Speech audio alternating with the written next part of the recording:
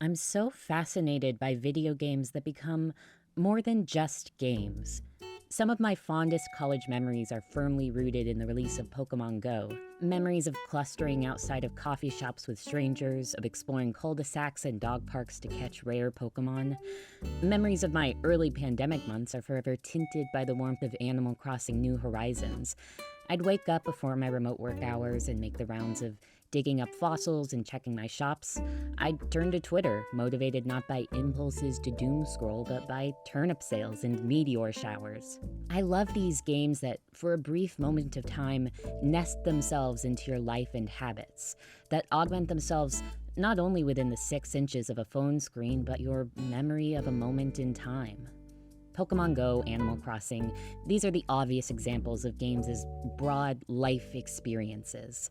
But for a smaller niche community, there's another game that embedded itself in our daily routines. If you mention its name, you'll find people eager to describe setting alarms for 3 in the morning, slipping out of meetings or classes, clinging to their phones for a week, all to take texts and phone calls from people who don't exist. I've been thinking a lot about Mystic Messenger lately. This game caught on like wildfire back in the late months of 2016 and holds a dedicated fanbase to this day, but I wouldn't be surprised if you're not familiar with it. Many outside observers were quick to brush it off as a gimmicky dating sim. Even those who played and enjoyed the game were often quick to move on. You can spot Mystic Messenger's lasting influence in games like Obey Me, Tears of Themis, not to mention The Sum, a new game from the same studio. Indie games inspired by Mystic Messenger are still being developed to this day, but even so, I haven't seen many attempts to articulate this game's unique appeal, to grasp why Mystic Messenger was so explosively popular and what makes it a special experience for so many people. Someone should really do a video on that. A deep dive on Mystic Messenger, what it was, what made it great, what flaws might have limited its reach. Maybe someone who was deep in the fandom around its release, played every route, and watched the community grow firsthand. Maybe someone who likes dissecting characters and storytelling techniques. I think I'm up for it. Hey, I'm Lee Basil, and I spent the last couple months rereading every core route of Mystic Messenger to finally present a definitive recap, review, and analysis of a game that both stole my heart and haunts me to this day. I even drew myself like the Mystic Messenger MC to present my findings to you since, well, I can't put this on screen the whole time. Before we start, some notes. Normally my videos skip over plot recap to focus on pure analysis, but I really think Mystic Messenger is overdue for an ambitious, comprehensive, point-by-point retrospective video essay. For those of you out there who wanted to try out or revisit Mystic Messenger, I hope this project can capture just a little bit of its magic and the breadth of its characters. And even if you have no experience with it, I hope I can impart some thoughts on the mechanics and storytelling of a rather singular gaming experience. With that in mind, this video will be full of my own criticisms and interpretations. I'm going to be honest about where I think the writing fails. Do note, however, that I'm a huge fan of all 5 of these characters, and my criticisms of the game's writing will generally reflect how I think it sometimes fails them or the player's experience of them. Because it's a romance game, it's designed for people who at least buy into the characters, so I want to make clear that I'm meeting the experience on that level. I say these 5 characters, by the way, because I currently have no plans to go through V or Ray's route, and I also won't be reading any of the DLC. I have to draw the line somewhere, so for now, I'm planning to stick with the base game experience we got back in 2016. Honestly, this analysis will be long enough. We have to look at fine details because in a story like this, the details hold most of the charm, while the broad strokes are often pretty dumb. Just one final programming note, Mystic Messenger portrays some dark subject matter. Frankly, it tends to have a melodramatic soap opera vibe that keeps things from feeling too heavy, but in the interest of due diligence, this video will touch on a bunch of triggers I put on screen now. With all that out of the way, what is Mystic Messenger? Mystic Messenger was released in 2016 on July 6th for Android and August 18th for iOS. It was developed by a South Korean company called Cherits, who specialize in games for women. Some would call Mystic Messenger a dating sim, while dedicated fans of the genre would call it an ultimate game. Ultimate Game describes story-based games marketed toward women, especially those with a focus on romance. It's one genre within the broader market of female-oriented games, and it generally comprises visual novels or, yes, dating simulators. Mystic Messenger initially attracted a lot of attention from Ultimate fans, especially those familiar with Cheretz's past work. Cheretz was known for pretty inventive visual novels. This included a game called Dandelion and one called Nameless, both of which had garnered them some recognition and awards. But neither would indicate the massive explosion of popularity that Mystic Messenger would see in November of 2016. As a free-to-play mobile game accessible to most anyone with a smartphone and a few gigs of storage on their device, it was easy to hop on board. As the core Ultimate fanbase started singing its praises, word spread quickly to mobile game fans, visual novel fans, anime fans, and eventually anyone compelled by the morbid curiosity of what this weird Korean dating sim could deliver through their phone directly into their eyeballs. What they found was this. Mystic Messenger, at its core, is a chat room simulator, but with a much heavier focus on story than many would expect. As the player, you choose dialogue options for a player self-insert protagonist. I'll go into more detail later, but long story short, the protagonist ends up in the chat room of a defunct charity organization, and after a whirlwind of railroaded dialogue options and plot contrivances, she finds herself at the helm of planning their next big charity fundraiser. For the next 10 real-world days, you as the player exchange DMs, texts, and phone calls with the 5 active members of the organization through the app, selecting dialogue options that appeal to their various sensibilities. If you choose well, you will eventually end up on one of those characters' routes, basically their own extended storyline, usually ending in romance. However, if you choose the wrong dialogue options or fail to participate in enough time-gated chats, you may find yourself stopped short by a bad end where the story takes a dramatic turn for the worse. Basically, you read as these characters banter with each other, you throw in some pre-written dialogue, and you watch the romance unfold. Occasionally, the characters will also send in-app texts or even phone calls where you get to listen to their deliciously smooth voices. The voice acting in this game, all in Korean with on-screen subtitles, is stellar, by the way. The music rules too. Go listen to the theme song. The game is free to play with in-app purchases, which is gamer lingo for, oh god, oh no, oh god, oh no, oh please god no. But it's actually not bad. The game's premium currency is hourglasses, and you get a decent number of them through regular gameplay. You can use them to skip days or participate in chats you've missed, neither of which are required. Mostly, hourglasses are used to unlock Jumin or 707's routes, post-ending content, or DLC, all of which are one-time purchases priced at anywhere from $2 to $15 a piece. Nonetheless, by all accounts, Cheretz made a small fortune off Mystic Messenger. It won the award for Best Indie Game at the 2017 Korea Game Awards, and it holds a dedicated fanbase to this day. But if you've never played the game, you might be asking, why? How did the novelty of a chat room simulator endear itself to so many people? In hopes of answering that question definitively, I think it's time to start our deep dive of the story. Before the story of Mystic Messenger unfolds, you name the player character, who for the sake of simplicity I'll just be calling MC, which is what the fanbase calls her. You can choose from a few preset display icons or upload your own. After watching an intro music video, you're thrown into the first chat of the game. Now, I'll try to convey this sequence of events straightforwardly. Lines of code flood the screen, a chat room loads, and messages by someone called Unknown appear in the chat. MC, controlled by the player, asks who this person is. The stranger explains that they are a student currently living abroad. While abroad, they found a lost cell phone, and inside they found this messenger app along with an address. They want to make contact with the owner of the phone, and somehow the chat room got them in touch with MC. They ask MC to go to the address in person and find the phone's owner. MC can protest to this a few times, but ultimately she agrees and visits the address. It's an apartment. Under the direction of Unknown, she enters the passcode of the door and enters. Once inside the apartment, the chat room abruptly changes. The conversation with Unknown disappears, and a chat with 5 new strangers begins. They are all shocked at MC's sudden appearance in their private chat room. Amidst the chaos, you find out that the 5 strangers are all members of the RFA, Rika's Fundraising Association, a charity organization.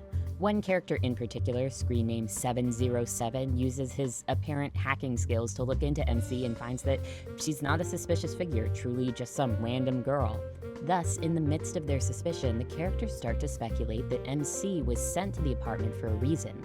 The apartment once belonged to Rika, the ostensibly dead founder of the organization. Few people knew the address, and only she knew the entry password.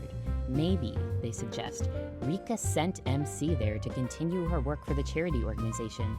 At the end of this introductory chat, which all told takes about an hour, MC agrees to join the RFA, stay in the apartment while they investigate Unknown, and help plan their next charity fundraiser. The game begins. If this all sounds incredibly confusing and absurd, That's because it is. This introduction is kind of a mess, but it's also a mercifully abridged way to get the player character straight into the story.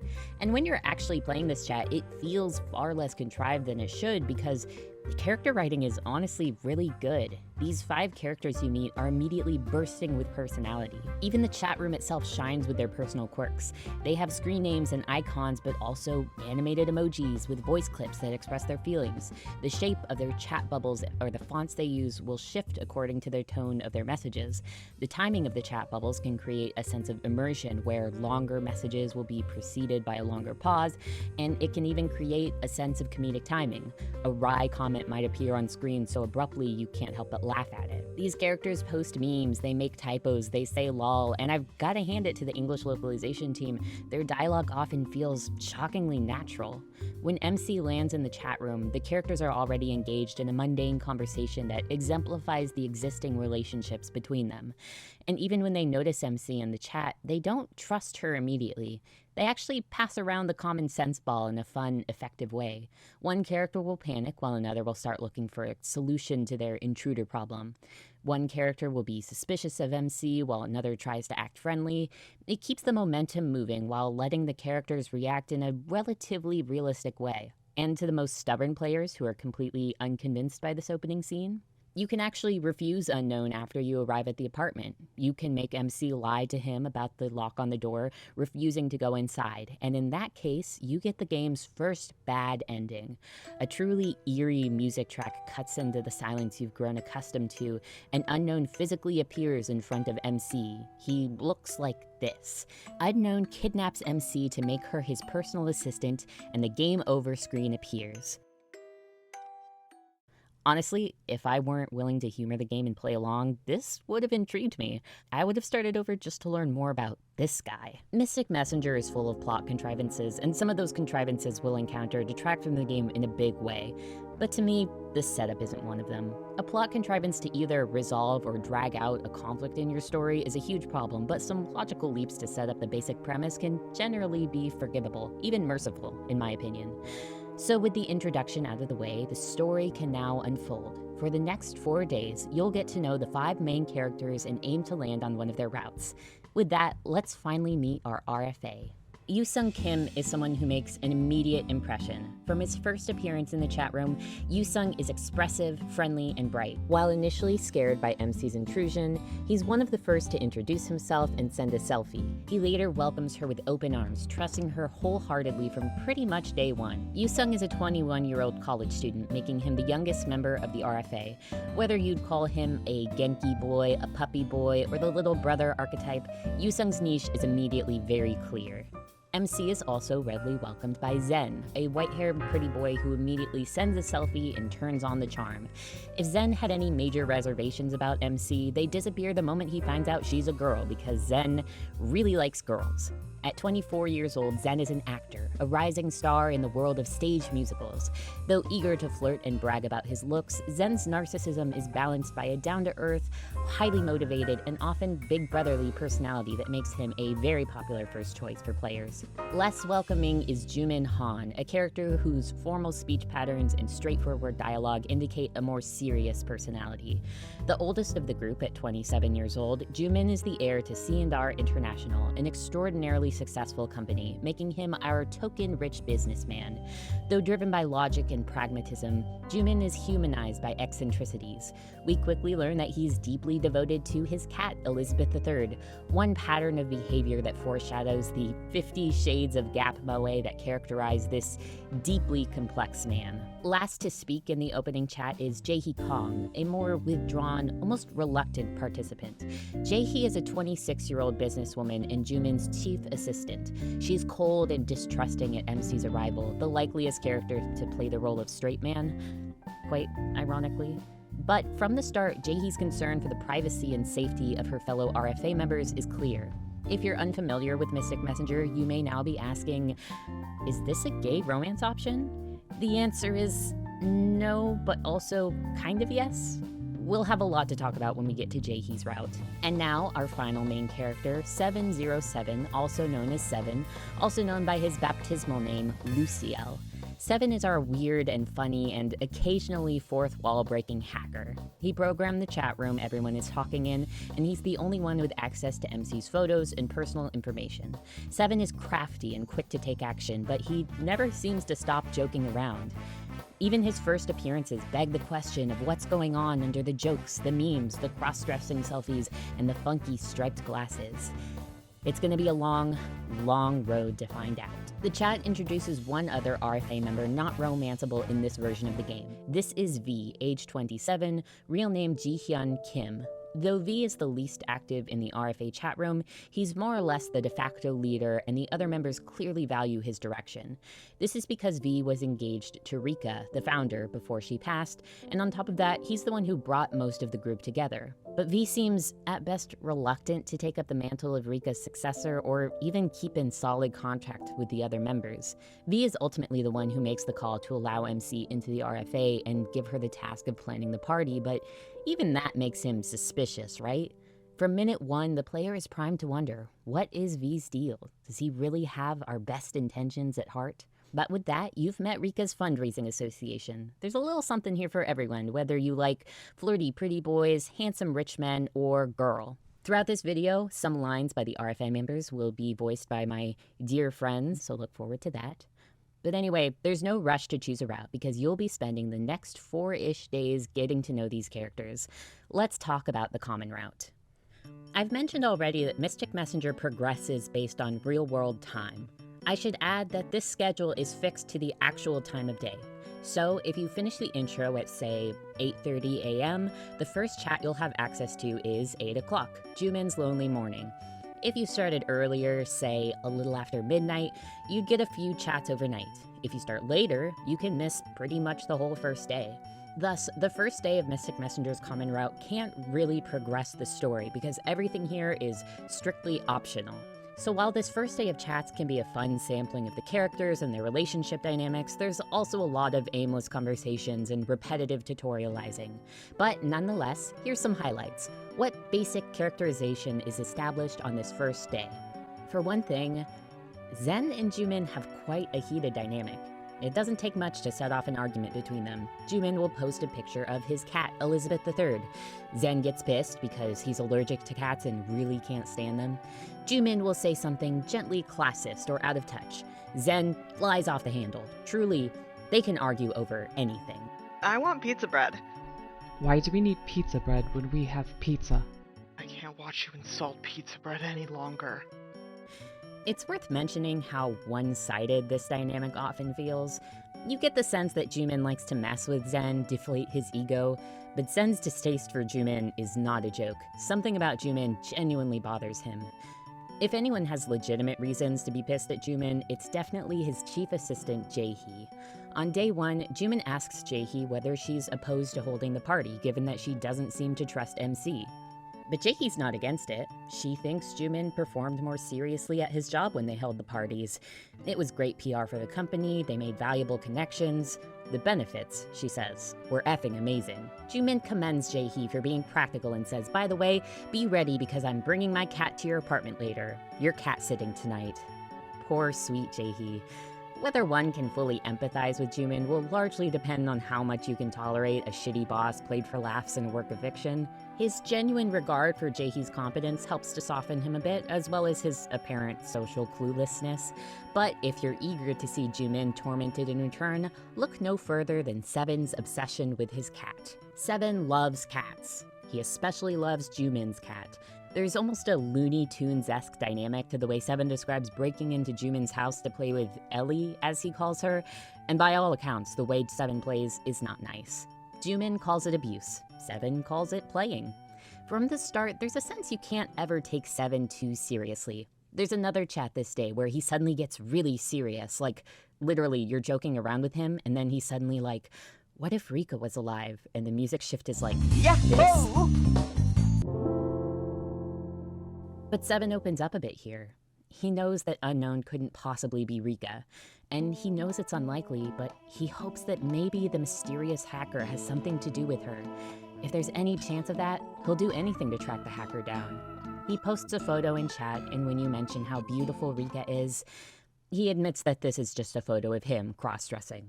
The 707 experience. But nonetheless, Seven is serious about keeping MC safe from the hacker. He assures us that he's investigating thoroughly and drops one of my favorite lines in the game.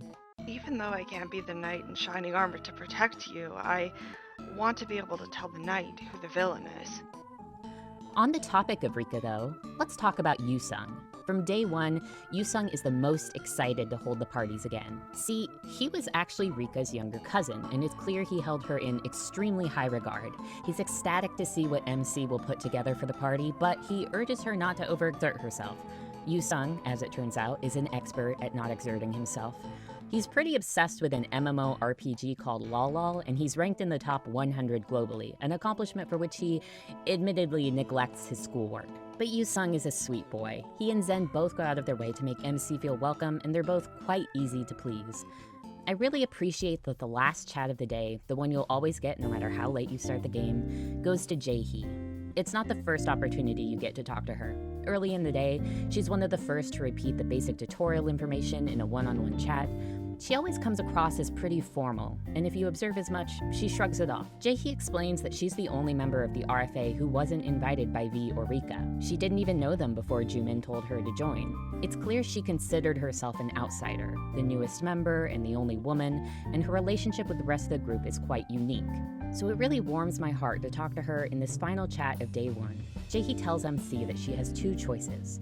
She can delete the app and escape back to her daily life, or she can stay in that apartment and work hard for the RFA. I hope that you choose the latter. To repeat, I hope you take on Rika's work and carry it on. If you accept, she thanks you. Jae-hee admits that she didn't voluntarily join the organization either, but she's never regretted it.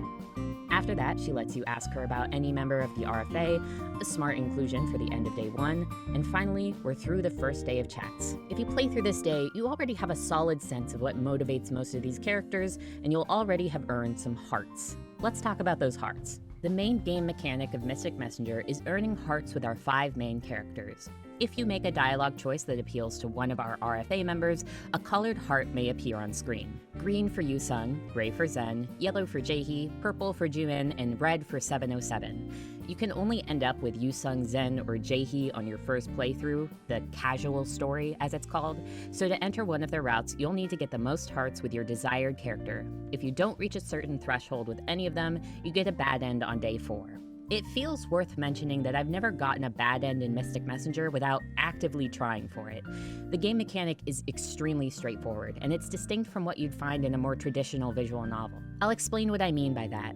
In many visual novels, the protagonist or player character speaks and acts without being directed by the player. Unless there are particularly silent protagonists, they'll participate freely in conversations, they'll make mundane choices about how to proceed. Sort of like a choose-your-own-adventure novel, the player is only prompted to make a decision when it will influence the story.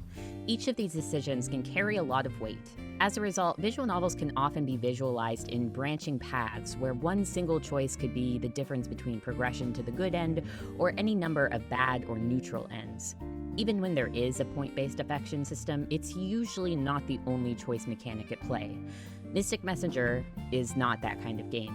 It's a fairly immersive chat room simulator, and thus, MC cannot type a single line of dialogue that has not been selected by the player. Rather than a tree of branching paths, Mystic Messenger is purely a numbers game. Most visual novels won't give immediate feedback that indicates whether you've made the right choice, but for Mystic Messenger, it's sort of necessary to indicate to the player that their multitude of choices do have consequences. You may wonder whether this makes the game too easy or too obvious. If you're looking for tricky guesswork in a game like this, you're frankly not likely to find it in Mystic Messenger, aside from a couple slightly ambiguous branches. I don't dislike the hearts mechanic. I think it's cute and suits the game, but it certainly influences the way the game is written and the way it feels to play, often with mixed results. We'll touch on that a lot going forward, but for now, we enter day 2 of the common route. Without going through chat by chat, let's again talk about the highlights and any major plot points. Okay, admittedly, plot point is a pretty strong term for the slice-of-lifey shenanigans of Common Route. Continuing from yesterday, Jumin shows up at Jae-hee's house past midnight to saddle her with his cat while he goes abroad for work. We are introduced to Jae-hee's eternal struggle with her most hated nemesis. I can ignore everything else but the hair. Cat hair, in short. See, hair. The one strand of hair I see after cleaning my apartment spotless makes me go crazy. Jae-hee laments throughout the day that Jumin doesn't respect her personal time or even her living space. Jumin always brushes off these concerns, insisting that Jae-hee is fairly compensated for her work, so there's nothing to complain about. In an argument, Jumin can sometimes be blunt and articulate. Other times... Do not treat Elizabeth III's sacred hair that way. You should be thinking of collecting them carefully to knit a scarf. We quickly learn that the way to appeal to Jae-hee is to commiserate with her, applaud her hard work, encourage her to rest. In some ways, she's the easiest character to appeal to, not because she's particularly easy to please, but because you always want to support Jae-hee. I love Jumin, but there's never a moment when I don't want to stick up for her. The only times it's trickier to appeal to Jae-hee is when the topic of Zen comes up. See, Jae-hee is a big fan of Zen. She's long supported his musical theater career, looks forward to his every new role, and sings the praises of his beauty and talent.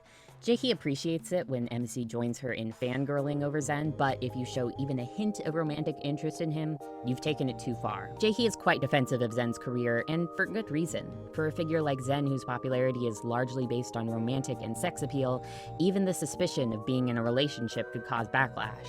As a fan of Zen, Jae-hee really doesn't want him to date. It's worth asking how much of this protectiveness comes from a place of jealousy. You could certainly read Jae-hee's feelings for Zen as a straightforward celebrity crush, and the text of the game sometimes affirms this. But the writing here is deliberately a bit open-ended, and it's something we'll unpack in Zen and Jae-hee's routes. But even if Jae-hee resents the idea of Zen dating MC, the man himself does not share her concerns. On day 2, Zen shows off a box of fan letters that he's received in the mail and laments that, although his popularity is at an all-time high, he's still unsatisfied because he still doesn't have a girlfriend. Yoosung, by the way, hates hearing him bitch about this because Yoosung has never had a girlfriend, in case you weren't aware. Though he could come across as flirty and shallow, Zen's most intense desire is for a deep and authentic relationship. In his view, his popularity isn't the problem at all. He's just too much of a workaholic, and his practice schedule leaves him no time for dating. When V makes a rare appearance in the chat, we get a sense for his position in the group. Zen encourages V to chat with them more and begs to know more about his plans for the party. But V, who by the way calls Zen by his real name, Hyun, apologizes, insisting that he's busy and needs more time. Zen asks whether MC is really safe in Rika's apartment, considering that she'd been lured there by a stranger, but V promises that she's absolutely safe, which Zen takes extremely seriously. It's clear he thinks quite highly of V, trusting him without question. In fact, everyone does, aside from Yoosung. After this chat, we hear some of Yoosung's feelings on the situation. He does not share the RFA's innate trust of V, and many of his reasons seem quite legitimate. On one hand, his insistence that V and Jumin got over Rika's death too quickly, that they didn't care enough about her passing, are pretty callous judgments. But according to Yoosung, V erased all traces of Rika, got rid of everything she owned that wasn't locked away in that apartment. He wants to trust V, but he can't shake the feeling that V was hiding something. Luckily, Seven and Jumin are here to assure Yoosung that he's overreacting and too young to understand a man's God-given duty to lock away his feelings. Wonderful stuff, guys. I'm going to be gathering up some little highlights from each day as we go through. Feel free to pause and read any of these screen caps. But highlights we missed from day 2, Yoosung's failed omu rice, Jae-hee mentions in a call that she knows judo, and Jumin Han voice, "What's fried chicken?" I hate to stop and talk about game mechanics again, but also I love to stop and talk about game mechanics. By the end of day 2, most players will have gotten their first emails from potential party guests. I've completely neglected to mention it, but this is a core part of the game. As the party planner, MC is tasked with populating their upcoming fundraiser with guests. The function of the RFA parties is always left intentionally broad. They invite guests and hope that they'll make donations. Specific causes are almost never specified. Meanwhile, the guests are incentivized to attend by the promise of making connections, buying Fee's photographs at auction, and basically being in a room full of fancy elites. Some of the party guests are quite ridiculous. I'll name some highlights as we go. But as always, Mystic Messenger is a numbers game, and there's no drawback to accepting every guest who comes your way. The mechanic is simple. Zen will be like, "Hey, I met with this organization of female artists. How about you invite them to the party?" MC's like, sure, Zen. After the chat, you get an email from art women introducing themselves. At the end, they're like, I want to make sure you really care about art. Answer me these riddles 3. Who started the Impressionist movement, Van Gogh or Monet? If you say Van Gogh, they get pissed and refuse to come to the party. If you say Monet, you are one step closer. After an exchange of 3 emails, if you've answered everything correctly, you've guaranteed a party guest. If you only get 1 or 2 right, they'll pencil in as a maybe. You need 10 party guests by the last day to get a good end. If you have fewer, you'll get a normal end, typically where the party commences, but your resolution with the love interest is more ambiguous. I have fun with the guest emails. It's the same basic principle of gathering hearts. You say what the other person wants to hear, but it feels more deliberate in the crafty social manipulation.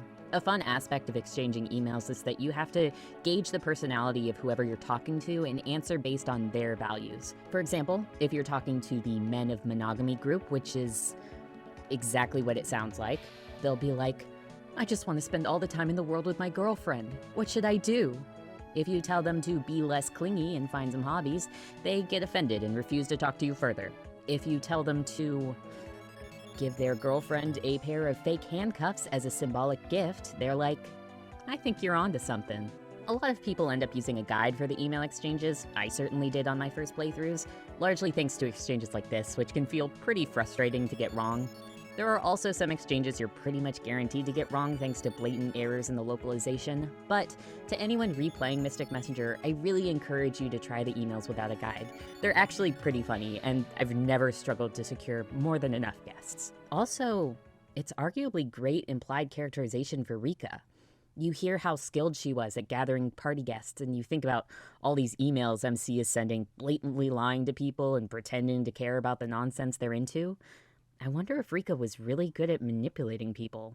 But let's not get ahead of ourselves. What are the highlights of Common Route Day 3? This day hits on many of the dynamics we see repeated in Common Route. Zen wants a girlfriend, Jaehee likes Zen, Yusung games too much, Jumin's a bad boss, but keeps them fresh with extra depth and details. For example, did you know 7 is largely responsible for Zen's breakout stardom? A while back, he posted footage of Zen's acting that wound up going viral. Actually, Jumin tried holding an event to support Zen too, but Zen declined his help. Aside from kind of hating Jumin, he refuses to rely on money to advance his career. Really interesting details about all these characters. Oh, you get to ask Jaehee specifically why she likes Zen so much? That's because when I look at an extraordinary piece of art, I want to worship it and keep it for myself. I feel that way about Zen. There's a moment where you can point out to Zen how much Jaehee likes his work, and he either plays dumb about it or actually hasn't realized. In one chat, he teases Jaehee for being romantically inexperienced and leaves the chat just before she sends this defensive wall of text, and she gets very embarrassed. It's adorable. Honestly, Yusung has always been my favorite character, but I was loving Jaehee on this playthrough. Speaking of Yusung though, we continue to hear about his video game addiction, but we also learn about his serial club hopping. Yusung can't seem to commit to one single hobby. He's always bouncing from one thing to another. Today, he's thinking about joining a coffee brewing club at school. We hear a little about 7's work. Apparently, he was locked in a basement all day to finish his assignments. That sounds bad, but we don't really learn more than that. It's worth clarifying right now, 707 is a hacker, but you learn he's not some lone wolf anarchist. He actually works for an intelligence agency, although it takes a long time to get details on that arrangement. All in all, this day reminds me why Mystic Messenger was a game I replayed so many times. There's so much detailed, smart characterization, so much attention given to the relationships between all 5 of these characters. They feel like they have such rich lives outside of the chat room. Unfortunately, this day also shows some of the cracks, places where the mechanics of the game lead to frustrating outcomes. I want to highlight this interaction with Zen from a playthrough of Common Route where I was aiming for someone else. It's very funny, but in my experience, a lot of people don't care for Zen, especially people who weren't interested in romancing him to begin with. There's this sense that he's annoyingly flirty and persistent. I understand why, especially if you haven't experienced his route, but more than anything, I think this comes back to a game design and writing problem. I mentioned earlier that many otome visual novels will have fewer but more consequential choices. You may make one major decision with unclear outcomes, just hoping it results in a good end. The motives and values that choice represents can be quite complex. Sometimes, counterintuitively, you have to sacrifice the love interest's feelings or your relationship to make the right choice. The point I'm getting at is, in many Ultima games, romancing a character isn't purely about telling them what they want to hear. But in Mystic Messenger, you get through Common Route by, frankly, kissing a lot of ass, repeatedly. But kissing ass for these characters is not always enjoyable. You have to say some really dumb shit to get Zen to like you. And there are moments where you're given the option between overbearing fangirl behavior or being pretty rude. There are legitimate reasons this behavior appeals to Zen, but you wouldn't know them without already having played his route. So unless you're an extremely bold 14-year-old girl at heart, it doesn't necessarily feel good. I'm laboring on this point because it reflects a major idea I want to communicate across this project. Character flaws are easier to swallow when they are presented as flaws and when you can treat them as flaws. Now, I'm not saying that fiction has to be instructive or reflect a clear moral compass. Characters don't have to be punished in proportion to their flaws. That mindset makes for juvenile writing. However, if you're trying to write likable characters, perhaps for some manner of romance game, creating harmony between the player's experience of the character and their framing by the narrative just makes them easier to swallow. Zen's tendency to brag about his looks, plus the need to fawn over him to unlock his route, for many players equals this grating experience that neither endears you to Zen nor makes for enjoyable gameplay. But imagine taking those same tendencies but changing how they're framed by the narrative and gameplay. What if you let the player tease him or affectionately poke fun at him? Doesn't this character archetype typically warrant that dynamic? Suddenly, he'd be much more endearing to a lot of people. I've singled out Zen here, but people have similar issues with Baby and Yusung, with apologizing for Jumin's bad boss behavior. On the other hand, I'm positive one reason people love 707 is because you get to pick all the fun dialogue options to pursue him. Everyone wants to be a meme lord. With all that said, I want to close discussion on day 3 by talking about one excellent moment of writing. In one chat, Jumin makes an odd suggestion. If Jae-hee is also single, why doesn't Jae-hee just date Yusung? Jae-hee, naturally, gets pissed. However, when MC contributes to the conversation, you get to be like, hey guys, I think Jumin was just kidding. And then Jumin confirms that yes, he was joking around. Jumin is so serious, people often assume he says ridiculous things out of pure social ineptitude. People think he's being funny by accident. He's actually pretty funny on purpose, even if the other characters don't appreciate it. I like defending him here. I appreciate when the game lets you appeal to the characters not just by flirting or affirming their questionable behavior, but through insight and empathy. Plus, I appreciate when sort of a clueless character isn't funny through sheer idiocy, but when the writers give genuine motivation to their sense of humor. Final highlights we missed from day 3, these 2 wonderful Jumin moments. Also, during a phone call, Seven mentions his favorite snacks, honey Buddha chips and PhD pepper. These are such memes, I was actually surprised by how infrequently I encountered them in-game at this point. Let's move on to the final day of Common Route. Day 4, what are the highlights? Nothing huge happens with Zen. He has a meeting with a modeling agency who end up asking him to model, and he takes the excuse to humble brag about it. He also has a phone call today where he does the cutest yell I've ever heard. Waja! Jumin has been overseas meeting with a Middle Eastern oil tycoon. When he gets back to Korea in the morning, he's mad at Jae-hee for not picking him up from the airport and instead sending someone else from his staff. There's a suggestion that Jumin is shy and awkward with people he doesn't know well, which is cute. Okay, the main storyline of the day involves Seven and Yusung. So, Yusung and Seven have a chat at around 3 a.m. Seven is feeling overwhelmed with work. Yusung, calling back to the club he joined yesterday, suggests to Seven that he learn to make coffee. Seven stops cold. He's like, Yusung, you can't drink coffee. You're allergic. Yusung's like, what? Seven says, Yusung, you have a disease. You have pass out after drinking caffeine syndrome. Yusung's not buying it until Seven shows him this, a real Wikipedia page. Yusung's like, oh my god. At this point, he's freaking out. And Seven's like, listen to me. You need to drink chocolate milk. The only cure is to drink as much chocolate milk as you possibly can to counteract the caffeine. And frankly, I'm just glad I slept through this chat so I don't have to be complicit in this. There's a later chat at a more reasonable hour where Jae-hee literally is talking about donating to a homelessness shelter, and then Seven and Yusung roll in their little clown car to talk more about Yusung's terrible disease. Yusung's been chugging chocolate milk all morning. I'm so full from all the milk, he says. Seven's like, Yusung, you turned on a humidifier, right? Yusung says, no, why do I need a humidifier? But it's already too late. Seven says, do you have any final words? Through his tears, Yusung says, I love everyone. and I forgive V, and 7, I'm sorry I stepped on your figurine 2 weeks ago and secretly threw it away. 707 leaves the chat room. Jaehee says lol. In the aftermath, MC and Jaehee are left to explain to Yusung that he has been pranked. The sweet boy is so earnestly relieved at his second chance at life, we have to remind him to be mad at 7. It turns out 7 pranks him a lot, and he pretty much always falls for it. Shortly after, there's a chat with V where he sets a date for the party. It's in 1 week. Yusung, justifiably realizing that this is insane, grills him on his absence from the chat room, his lack of commitment to the RFA, and like most conversations with V, it doesn't go much of anywhere. In the aftermath of the prank, the frustrating chat with V, Yusung decides that he's quitting Lol. It's time to turn his life around. Everyone spends the day being kind and encouraging. Just kidding, they're jerks about it. No one takes him seriously. The RFA strikes a very delicate balance. Some of the best moments of the game happen when they're being sweet, supportive, and understanding with one another, but true to their flaws and the fact that the RFA is a very messy, imperfect group, they spend an equal amount of time behaving like little assholes. It's frustrating in moments, but overall, the tightrope walk between saccharine sweetness and toxic bullying is maneuvered quite deftly, I think. At the end of the day, and in the perfect comedic denouement to Yusung's coffee arc, 7 arrives to take credit for his change of heart. I'm so glad Yusung quit gaming, just as planned, all thanks to my clever prank. Yusung, whether falling for 7's reverse psychology or simply eager to log in for his dailies, refuses to give 7 the satisfaction. He rejoins Lol, and later that night he's promoted to guild leader. A happy ending, I guess. I just love this little subplot, and it's definitely one of those moments where people absolutely fall in love with this game. Highlights missed from day 4. Did you know 707 is Catholic?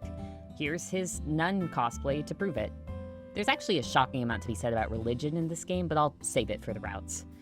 But with that, we're basically done with the common route. When the final chat concludes, players will find their first story mode segment. Story mode is how we get flashbacks, in-person dialogue, cutaways to the game's characters IRL. In other words, the game drops the chat room simulator and goes, fuck it, we're going full visual novel. And to many players, I'm sure that's a surprise.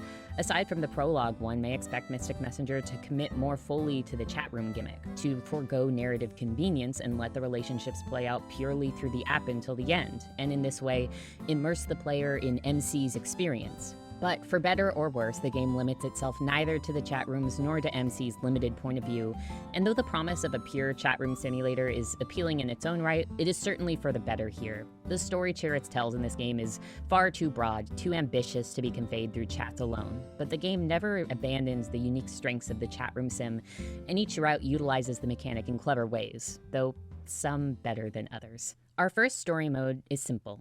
A shot of the sky, a sprite of Rika herself, and a few lines of text. She explains the belief that she and V share in the afterlife.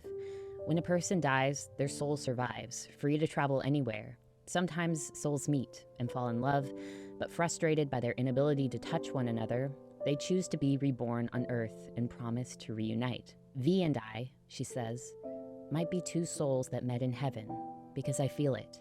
It was fate.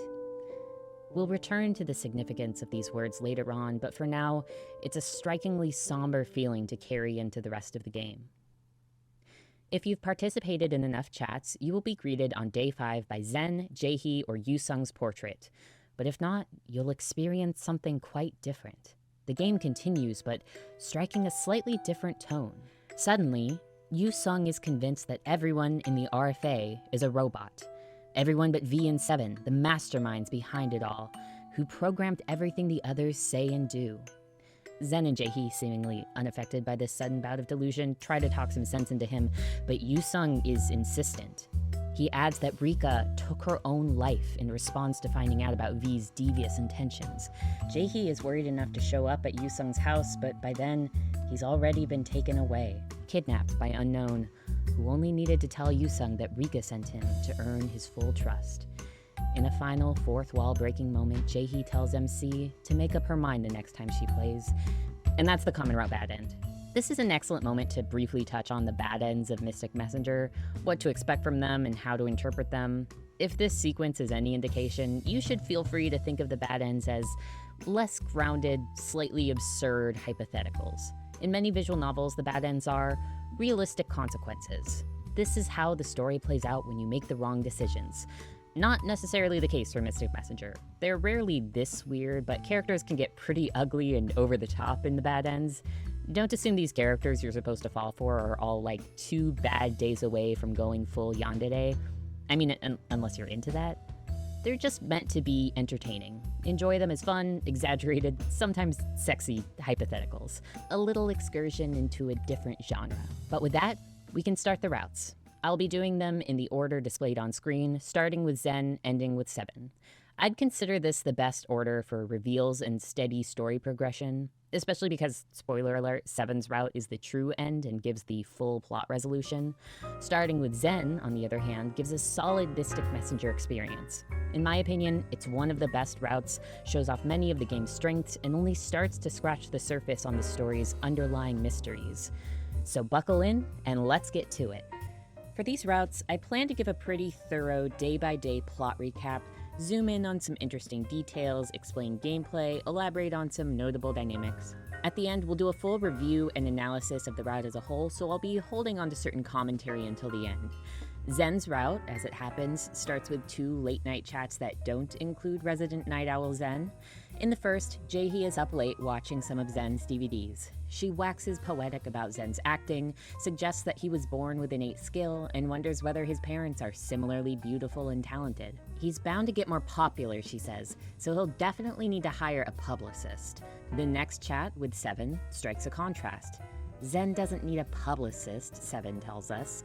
He needs balance. He needs to stop working so hard. He needs to stop coming into this chat room just to post selfies all day. But hey, 7 says, MC seems to compliment Zen, and ever since she came around, he's been logging in more just to hang out. And with those 2 chats, the full thematic groundwork of Zen's route is basically established. When Zen himself shows up, he asks if we've eaten breakfast. Side note for those who haven't played, characters in Mystic Messenger pretty much constantly ask whether you've eaten, to the point that it's kind of a meme in the fandom. From what I understand, it's actually pretty standard for Korean culture, but as an adult with executive function issues, I've always found it extremely sweet. Anyway, I do want to zoom in on this first chat with Zen. Responding to Jaehee's comments, he ignores the publicist thing and just says that she should be careful not to hurt her eyes watching his DVDs late at night. A lot of his fans end up wearing glasses that way, he says. Then he brags for a while about his handsome face and his talented fans. He says that 7 should stop analyzing him, but admits that everything 7 says is more or less true. Zen flirts with MC for a bit, then he's off to meet with his director. It's all mundane, but if you haven't caught on to Zen's charm yet, it's all on display here. There's this balance where he's full of himself, fully aware of his popularity, brags openly about his looks, but he's adorably oblivious to the subtext, to Jaehee's earnest admiration of him, for example. As a professional actor and handsome man, Zen's ego is extraordinary. As a member of the RFA, he's just some guy. Affable, big brotherly, a little clueless, and his quick temper aside, the most laid-back presence of the group. In a word, Zen is boyfriend.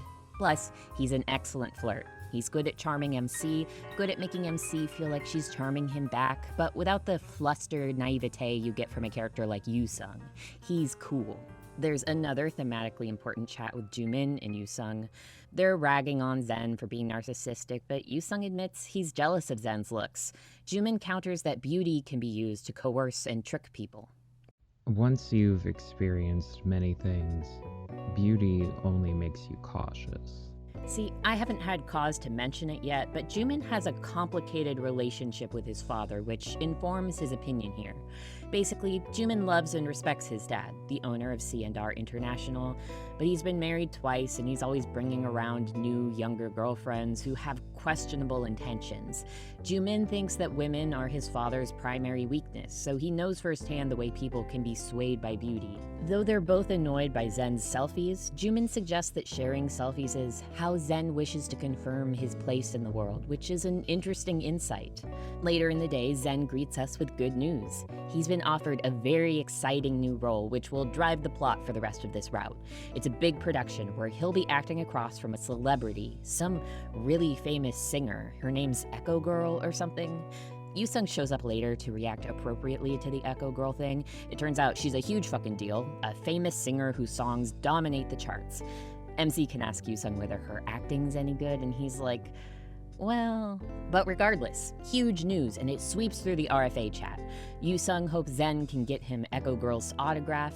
Seven wants one too, but to give to a friend. Jumin's like, you have a friend? And for the first time, Seven tells us about his neighborhood friend Tom, and a legend is born. Jae-hee, on her part, isn't super thrilled about Zen's news. She questions whether it's worth giving up the role he committed to during Common Route just to act across from someone who's not even a real actor. Now would be a good moment to talk about the Jae-hee situation. If any route is unflattering to her, it's probably this one. It's a route where you date Zen, and Jae-hee's opposed to Zen dating anyone. There are also moments where she's clearly jealous of how quickly Zen is taken to MC. First of all, it begs the question, is Jae-hee romantically interested in Zen, or is she just possessive as a fan of his career? And to answer that question honestly, I'd say that's entirely up to you. Really, I don't think you're meant to read into her comments looking for a clear answer to that. In general, Charitz leaves a lot of character stuff open to interpretation. They do not shy away from Schrodinger's cat-style characterization. The evidence is both there and not there, so the truth is whatever you'd prefer. In Zen's route, you could interpret her feelings as pure concern for his career. In Jae-hee's route, where, spoiler alert, she and Zen get really close, you could interpret it as a crush if you prefer. To many of you, this is going to sound like a painfully obvious articulation of how stories work, but especially to those of us prone to overly obsessive media analysis, I find some people approach fiction with a magnifying glass looking for clues on author intent with which they can ardently defend their own personal interpretation. But in this, we can miss the obvious fact, which is that romance stories have very good reason to accommodate for multiple interpretations. But back on topic, Jae-hee can feel like a bit of a drag in this route, but not because she does anything particularly wrong. Her judgments about what's best for Zen's career aren't unfounded, and at worst are just sorta none of her business. As a friend and supporter of Zen, she's not even that invasive. Her presence in this route is more a drag because I love Jae-hee, and I don't want to disappoint her. I don't like the feeling of making her jealous. And I understand the utility of setting up Jae-hee as MC's foil to demonstrate by contrast the type of companionship Zen needs, but it doesn't feel great, and I question whether it's a smart way to use one of the main characters in your romance game, especially a character like Jae-hee, who rarely gets the luxury the male characters get of being frustrating in a funny way. She's not an entertaining obstacle, you know? It is what it is. Let's continue our recap. Jumin has an offer for Zen. As a director of C&R International, Jumin is often chasing down new business ideas. In this route, he wants to start a cat food line with his own Elizabeth III as the face of the brand, and he wants Zen to star in their first commercial. Thus begins one of the most baffling dynamics in this route. Jumin repeatedly offering Zen a job which he is too allergic for. Pretty much no one sides with Jumin on this. There's one chat where Jae-hee urges Zen to consider it, since it could be good for his career, but mostly this is just an opportunity for MC to contradict her and reinforce Zen's autonomy. Again, the foil dynamic. She gets a little petty in this chat, insists that Zen and MC don't know each other well enough to know that their attraction is genuine, waits until Zen leaves the chat, and basically tells MC to lay off. Later on, Yusung empathizes with her a bit and makes sure MC knows that Jae-hee means well, which is sweet. Yusung often gets to play the role of empathetic outside observer in other people's routes, and it's a great niche for him. Late in the day, Jumin and Zen end up in a full-on fight over the commercial situation. Jumin's like, you should take this job. Zen's like, well, I'm allergic to cats. Jumin's like, you could overcome your allergy with love if you really cared. Zen's like, no, I'm literally medically allergic. Jumin's like, hey, you have to be able to make sacrifices for success. And Zen's like, I physically cannot do the thing you are describing to me. Jumin's like, I see. So you're refusing for personal reasons. Zen gets really heated, and he ultimately decides to go blow off some steam with some late-night practice. Later on, Seven has broken out the popcorn to enjoy the fireworks show between these two clashing egos. Seven has no dog in this fight. It never helps to take sides in an argument, so he will be on the side of cats. This leads into inviting Longcat to our charity party. Yes, that Longcat. But with that, we've arrived at the end of day 5. Highlights we missed. There's a call with Yusung where he says he wants his autograph from Zen to read, "To my loving friend Yusung." Also, I do want to emphasize that while Zen's frustration with Jumin is often justified, he is very easily baited. Before we move on to day 6, we haven't talked about how the heart mechanic works in the actual routes.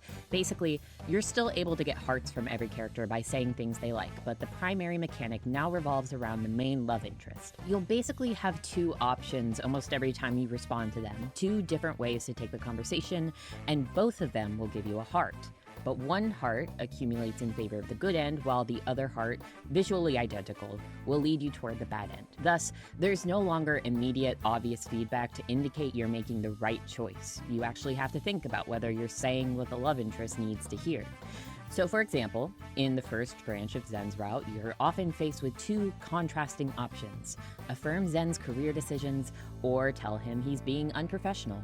Flirt with Zen and return his affections, or act cold and indifferent. Acknowledge Jaehee's good intentions, or accuse her of jealousy. Truly, it takes an abundance of emotional intelligence and insight to know which of these options will circumvent the bad end. Good luck, dear gamers. There's no shame in consulting a walkthrough. Let's talk about day 6. You'll remember that Zen left last night to blow off some steam with practice, and he shows up at 1 a.m. with bad news. He twisted his ankle. The injury was bad enough to force him to call an ambulance, and now he's worried he'll have to give up on his new role. Zen's injury becomes the focus of the day, and I'll summarize the main topics of conversation. First, Jaehee wants to visit Zen, while Zen really wants MC to come see him. You can imagine how those chats go. There's also a chat where Seven gives some interesting insight on Jaehee. He says she's strict about her principles, so she'd never want Zen to herself, but since his plays are basically her only hobby, she's extra terrified of a scandal disrupting his career. Maybe a little selfish, but extremely understandable. Next topic, there's a suggestion throughout the day that it might not be too late for Zen's new role. It turns out Zen heals from injuries very quickly. Last time he got hurt like this, he was better within 2 or 3 days. I like this bit of characterization for Zen, by the way. It feels like a Deus Ex Machina, but it's actually a trait that's consistent for him across every route, even when it's not plot relevant. Zen heals quickly. He's a bit of a superhuman. Just keep that in mind for now. Finally, Zen is a huge downer today. He's worked hard to get where he is, and he's terrified of losing the opportunity as well as letting down his fans. He also really doesn't want MC to be disappointed in him, and he makes very clear how much he appreciates her support. Why is life always against me? I feel as if I've only had struggle since I was little, but now that you're here, I feel like I can endure everything more than before. Those are today's major plot threads, but I want to spend more time on 2 chats that happened late in the day. First, a chat with Jumin. I love the energy of this one. After a full day of everyone worrying about Zen, debating over who should go see him, mourning over the loss of their Echo Girl autographs, I love waltzing into this one-on-one chat with Jumin. I just imagine him sitting in a fancy chair, petting his cat, ready to cast judgment on his subjects. I see you're the center of attention, MC. Good evening. Jumin lays down his thoughts on the situation. First of all, he wishes Jaehee would stop trying to interfere with Zen and MC's relationship. He understands being cautious, but if V trusts MC, then he trusts her too, and he doesn't think there's any harm in letting her visit Zen. Since we're talking about trust, the only things that I deem reliable are cats, cash, and that's pretty much it. Also, I never thought I'd say this since I do not like my father, but I also trust family. For the first time, Jumin lets us in on the fact that Zen was actually a runaway. He's been living on his own since middle school, meaning he's been separated from his family for years. Now that he's an adult, Jumin's of the opinion that Zen should reconnect with his family. Also, Zen should be in his commercial, just saying. The second chat I want to talk about features Yusung and Seven, who also chime in on Zen's family situation. According to Seven, Zen pretty much considers it as though he has no family, and he's never talked about them. Yusung says his own family situation is pretty normal. A mom, a dad, a sister with normal lives. He encourages Seven to tell us what his family's like, and though he's clearly uncomfortable talking about it, Seven admits it's similar to Zen's situation. He's a runaway. Yusung asks if he has any siblings. I had a brother. Seven won't elaborate much beyond that. It's complicated. He can't reach out to them again. He doesn't really want to talk about it. But Seven does say that if Zen still has the opportunity to return to his family, he thinks he should go back. Yusung admits that he's not really in a position to cast judgment on either of them, but he agrees that family is something you should be able to return to. Eventually, Yusung takes off to log into his game for the night, and he wishes Zen the best before leaving the chat room. Alone in the chat, Seven expresses some regret that he shared so much about himself. MC can tell him he's a nice person, and Seven says he wants to be the nicest person on Earth, although saying that makes him miss Rika. He adds that unlike him, if Zen can go back to his family, then he should. Someday, he hopes he can too. Highlights we missed from day 6, the saga of Yusung's whale bowl, one of my favorite underrated moments in the game. Also, Jumin is a fucking riot in this route. With that, we arrive at day 7. The plot actually kicks off in this one, so buckle in. We finally start getting snippets of Zen's backstory today, delivered in story mode sequences. In the first, we hear Zen's mother complain that her son is simply too beautiful. It's actually quite sad. On top of his good looks, he has this striking white hair, and people are always gawking at him or trying to touch him. His mom just resents him for this, and she speculates that the attention will make him naive and foolhardy, will distract him from studying to become a doctor or a lawyer. Zen's like 6 years old here, but luckily, Zen's older brother chimes in to defend him, gently de-escalating her concerns.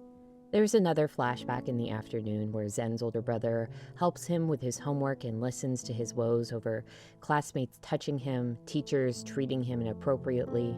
Big brother tells Zen to forget what their mom says and be proud of the way he looks.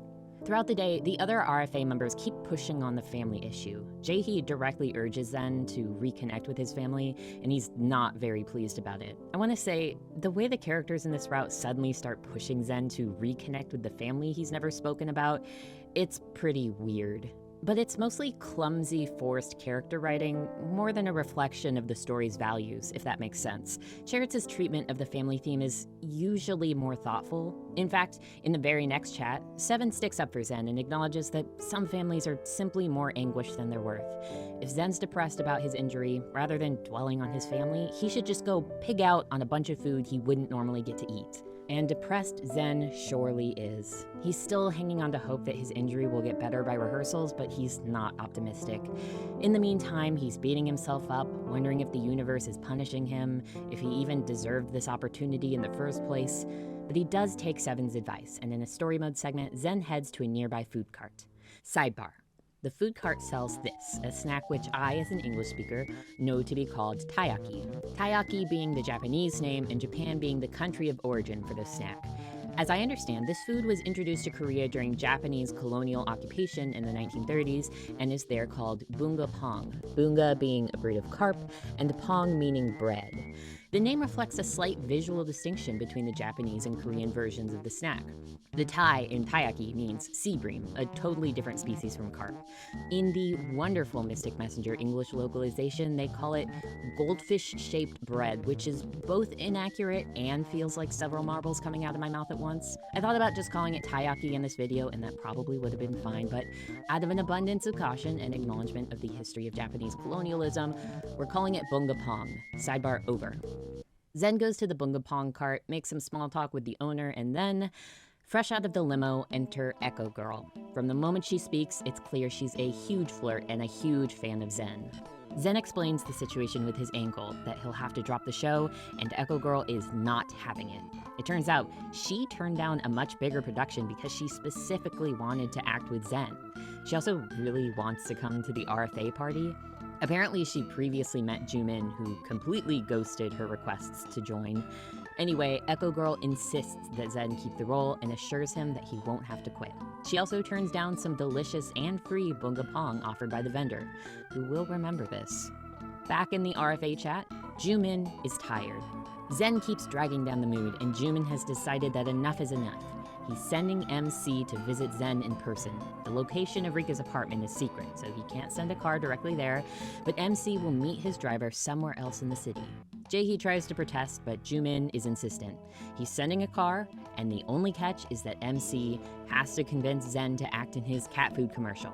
And thus, 3 days into the route, we're already meeting Zen. Again, you might not expect the chat room simulator game to break the illusion so early, but we're going for it. So a couple hours later, we arrive at Zen's apartment. Jumin's driver says he'll be taking MC home in 2 hours, and Zen's like, okay, don't worry about it, bye. He's very excited to finally meet MC. They chat for a bit and decide to go shopping together. I have some mixed feelings about the way Mystic Messenger handles the IRL stuff across each route, but here's one thing I really love. The brevity of the story mode sequences and the spacing of the chats means that hours of the day are spent in this artful fade to black. Not suggesting anything spicy happens here, it pretty explicitly doesn't. But the way the game is structured means you get only small glimpses of MC and Zen's meetup between hours of waiting. And if you're really invested in this game, you'll probably spend some of those hours sitting around like, wow, I'm with Zen right now. I wonder what we're doing.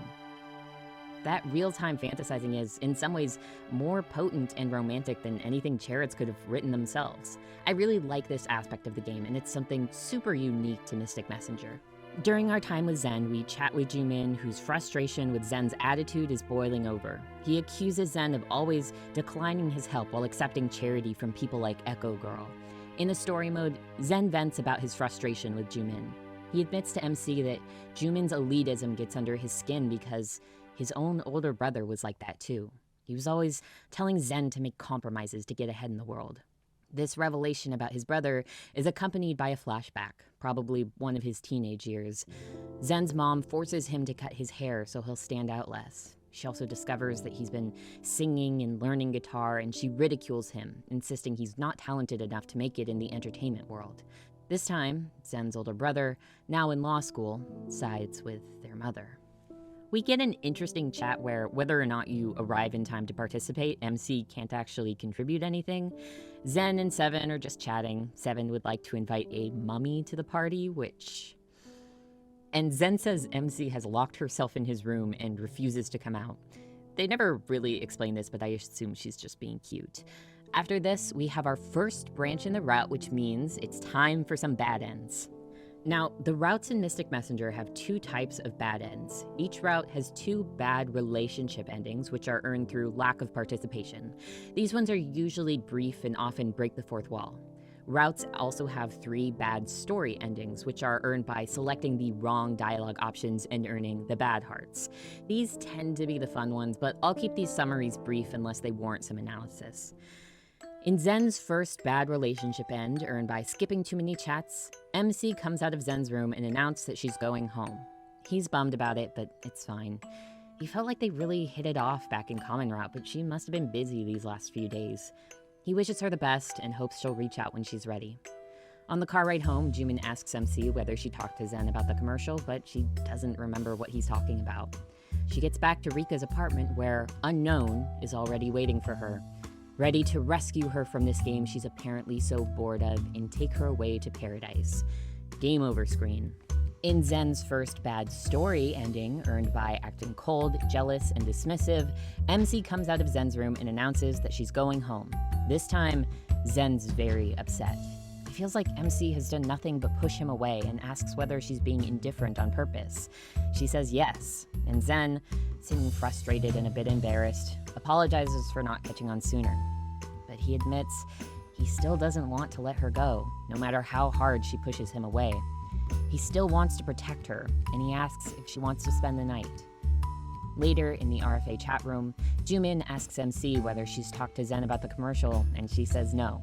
He's mad, but more than anything, he's concerned about the party. He urges MC to think more about the RFA, but MC just tells him, laters. Back at Zen's apartment, he's coming on very strong. He admits that the more MC pushes him away, the more he wants her. 1 year later, we get a glimpse of an incredibly toxic relationship where MC is cold, jealous, and distrusting of Zen, while he keeps trying extremely hard to please her. Game over screen. But if you avoid those endings by being supportive of Zen's career and kind to the rest of the RFA, you get to invite the mummy to the party. Also, MC comes out of Zen's room, he asks her to spend the night, and she agrees. Zen talks about his apartment. He knows it's nothing fancy. He lives in a half-underground basement suite where the window almost always shows the daytime background no matter what time of day or night. You get the story mode sequences, even though I know they have a nighttime version of this background. They use it in other routes. Chariots, fix your damn game. He knows it's nothing special, but it was the first place he could afford after running away from home. He offers to show MC what he really likes about it, and with that, they go to the rooftop. Gazing up at the stars, Zen tells MC about his life. His brother is 10 years older than him. When he was young, his parents always tried to tell him he was ugly, but Zen's brother explained the truth and told him it's not bad to get attention for how you look. At some point, however, his brother started acting like their parents. This is a bit of commentary, but we never get an explanation on when or why Zen's brother changed. But it makes sense. You could imagine that in a household with cruel or narcissistic parents, the kids will often do what it takes to survive. For Zen, who had no choice but to stand out, rebelling and forging his own path was inevitable. But his brother likely dealt with their parents by conforming to expectations, so it's easy to imagine him growing to resent and dismiss Zen over time. Still, the game leaves this open to interpretation, which I appreciate. After Zen ran away, he hopped from one theater company to another and seemed to be a bit of a delinquent. Eventually, he met Rika. Rika was the one who got Jumin to offer his help to Zen, but Zen refused it. Even without Jumin's help, Zen eventually reached his current level of success. After sharing his life story, Zen says he feels like he's known MC for a long time. He asks to hold her hand. Zen decides that it's best to send MC home for now. He wants to be a gentleman, and at the end of the story mode, she leaves with Jumin's driver. But wait, there's more. A couple hours after MC leaves, Echo Girl shows up at Zen's apartment. She's ready to make the moves on him. She just knows he's been tormented by his desire from the moment they met, and she's ready to... you get it. Zen pretty unceremoniously kicks her to the curb, even as she brags about how big her boobs are, and accuses him of being just as mean as Jumin. If you couldn't already tell, Echo Girl is the jealous, floozy archetype of gently sexist otome game antagonist. Never my favorite trope, but she's pretty funny and her appearances are mercifully short. So let's power through it. We'll save serious analysis of her role until the end. But with that, day 7 of Zen's route is finally concluded. Highlight we missed, Jumin is great at taking a compliment. Let's jump straight into day 8. Again, plots popping off. After midnight, there's a glitch in the chat room where it appears the hacker is up to some shenanigans. 7 jumps into action. He will spend the rest of the day trying to squash the hacker intrusion. He makes note at one point that the hacker's methods are uncomfortably, inexplicably similar to his own, and attempting to contact V, who remains unreachable for the rest of the day. The hacker plot, however, takes a backseat to the main topic of the day, the Echo Girl situation. In the early morning, Zen shares that he's decided not to take the role in Echo Girl's show, resolving that he only take opportunities from now on that he earned honestly through hard work. No more shortcuts from rich celebrities. For a while, it seems that things are looking up. Zen is getting his cast off tomorrow, Jaehee is finally coming around on Zen and MC's relationship. But unfortunately, Echo Girl is up to something. We get a story mode sequence where she shows up at C&R International to confront Jumin Han.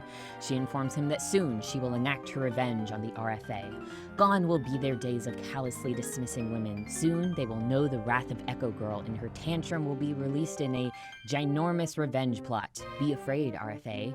It is too late to beg for forgiveness. Nothing, not even groveling, will stop her now. Jumin Han is troubled. He has misplaced his new pen. He goes home to look for it and asks his security team to escort this strange woman out of the building. She later makes a stop at Zen's place, which doesn't go much better. No one's taking her threats seriously. But unfortunately, it soon becomes clear that those threats were sincere. In the evening, we're treated to a story mode sequence of Jumin and Jaehee still searching for that pen when a news report appears on TV. A fresh scandal has hit the entertainment world as famed singer Echo Girl has accused up-and-coming actor Zen of sexual harassment. Also, unrelated rumors, which we as the audience know as Echo Girl's handiwork, allege that Jumin Han, heir of C&R International, is gay. Uh-oh, people. On this climactic note, I would like to briefly pause to talk about the Jumin gay jokes. I promise this will be an interesting tangent. I've skipped over a few instances of it, but there's a running gag throughout the game of people either earnestly speculating or teasing Jumin for being gay. The speculation makes sense. Publicly, he's a 27-year-old successful businessman who's pretty much never seen with women in his personal life. And among the RFA, he talks openly about being disinterested in women, which, granted, stems from some pretty legitimate reasons we'll address in his route, but his friends are largely unaware of these reasons. Suffice to say, Jumin leaves himself open for some gay jokes, and the rest of the RFA, mainly 7, are quick to tease him about it. Obviously, your mileage may vary on whether any of this is funny, gently homophobic, overtly crossing a line. It probably doesn't help that this comes from a game whose 2 canonically non-straight characters aren't terribly overt. On one hand, you have Jaehee, whose route is open-ended and who didn't get an explicitly romantic storyline with MC until the Christmas DLC. More on that when we talk about Jaehee's route. And then there's Seven, whose bisexuality is canonized by a single line in the physical collector's package. And further reinforced by everything he ever does, but that aside.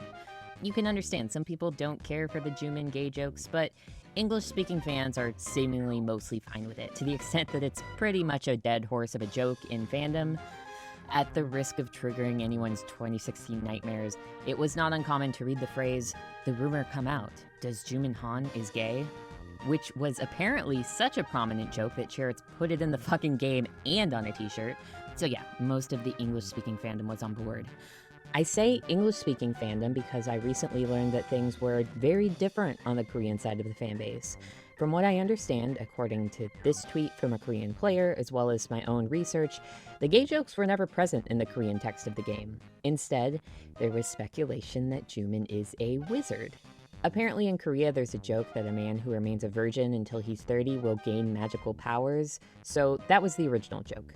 Jumin gets no pussy, a little less edgy and less overtly about sexuality, although I can understand why it was localized the way it was. But it turns out, although this shirt was of course marketed towards the overseas English-speaking audience, a lot of Korean fans hated it and found this gag unacceptable. Reliant on homophobic stigma and ridiculing of sexual minorities, Charitz caught substantial blowback. Although the author of this tweet admits that they personally found it pretty harmless. I have nothing more to say about this, and I don't consider anyone to be in the wrong here, but I thought it was fascinating, and I wanted to share. So, where we left off. Zen's life was just ruined? Sorry, let's continue. Everything's very bad. Zen feels like the world just ended. He's afraid to leave his house. He blames himself for being selfish, and he feels like his career is over. Echo Girl has money, power, the media on her side. How could he possibly stand up to that? And that's the emotional note we'll end the day on. Jumin calls MC after the news breaks to tell her to stick with Zen and take care of him while he goes through this. Jumin, on his part, adamantly insists that he's not bothered by the gay rumors, to the extent that Zen's actually more concerned about Jumin's reputation than Jumin himself. When Zen asks what he's supposed to do about this crisis, Jumin tells him to do what he's always done, focus on improving himself and keep going. But Zen's not quite ready to hear it. He catastrophizes a while longer, and when he leaves, Jumin admits that it's strange to hear Zen talk like that. And that's day 8. At the risk of disrupting the tone, highlights we missed, Jumin and Jaehee being a delightful comedy duo. Also, Seven is a total bro and hooks us up with this adorable picture of Zen having a serious medical reaction. Day 9 is here, and there's so much left to cover. The fallout from the scandal is immediate and severe. Zen, who had his fucking home address listed on his website so fans could send him gifts, is now, predictably, being harassed at his home.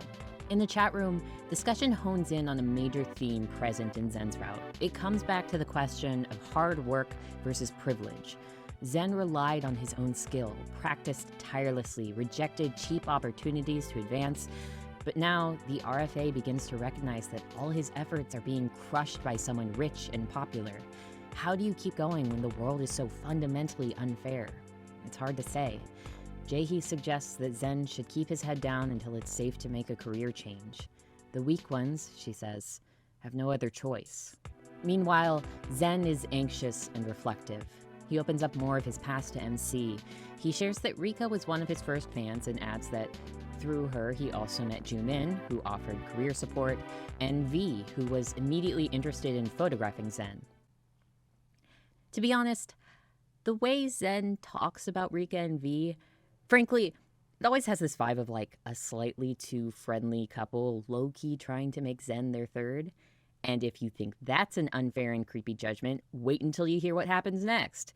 Zen's hobby back then was riding around on his motorbike until he had a big accident. He almost died. Zen only survived his motorcycle accident because V used to secretly follow Zen around and take photographs of him, and thus was able to call in the accident as soon as it happened. So, after this conversation, Zen decides to get his old bike out of storage and go for a ride again, just to escape his current stress. He promises MC he'll be careful and leaves.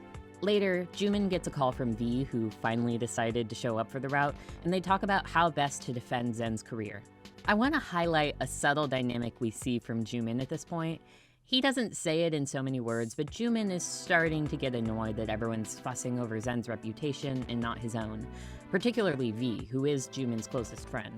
Of course, Jumin was the one who insisted the gay rumor didn't bother him and brushed off everyone's empathy, so you could also blame him for this. I just want to say, I love the attention this game gives to the understated hell of Jumin Han's repressive emotional reality. Anyway, Jumin and Seven are going to work together to mount a defense of Zen. Seven utilizing his hacking skills and Jumin funding Seven's investigation. Speaking of Jumin, we hear his perspective on his aforementioned introduction to Zen. They met for the first time out in the mountains, a secret place of sorts that Zen used to visit on his bike. To Jumin, it was a deeply insulting experience. He offered opportunities to make connections, to study acting, to work abroad, which were all dismissed outright.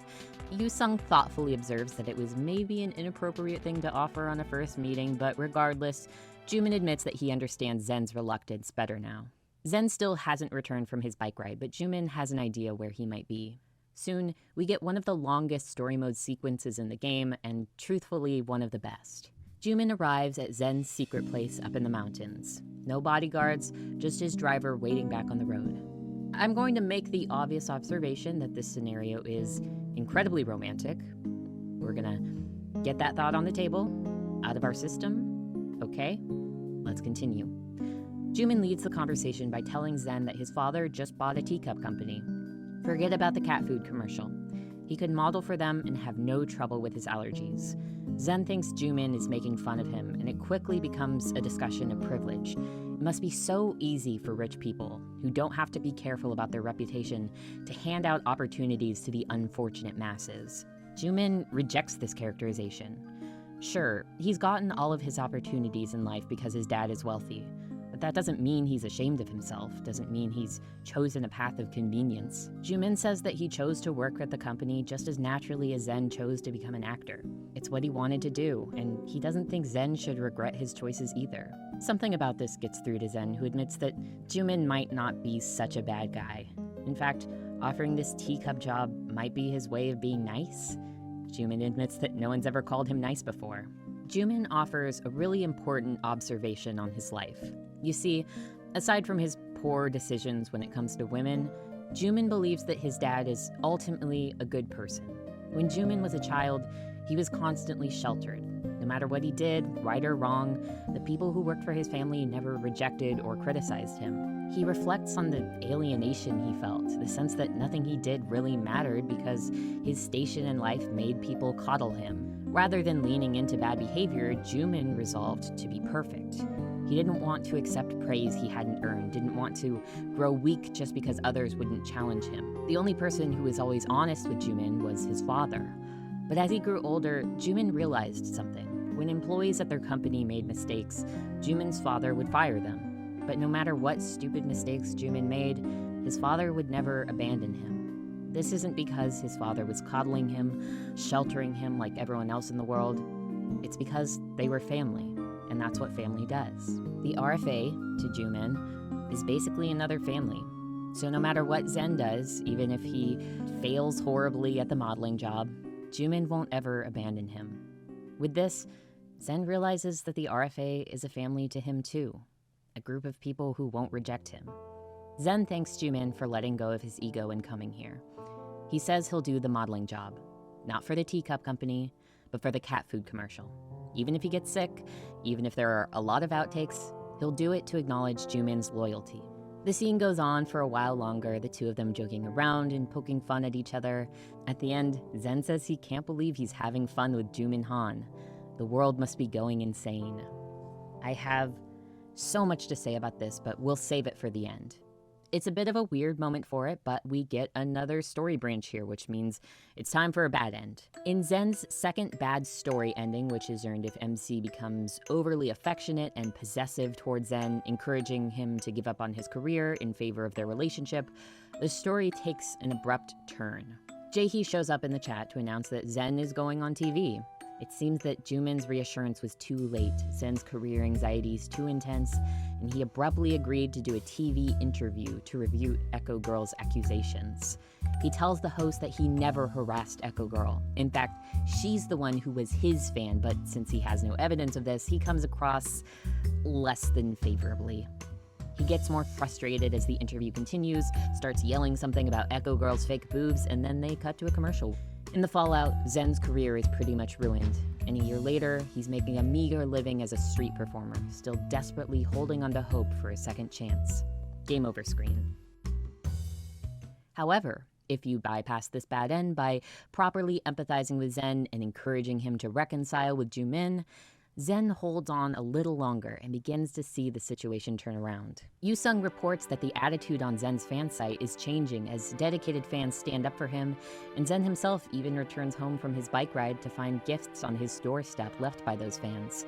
He shares with MC that he has no intentions to give up on acting, and he's realized that happiness truly is something you can earn for yourself if you're willing to reach out for it. There's a phone call where he informs MC of his intentions to officially ask her to be his girlfriend once this is all resolved.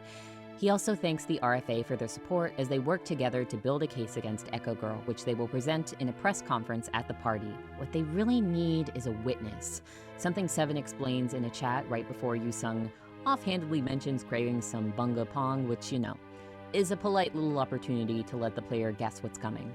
But as the RFA is optimistically planning for the party, we as the player get to see a story mode sequence at this mysterious location.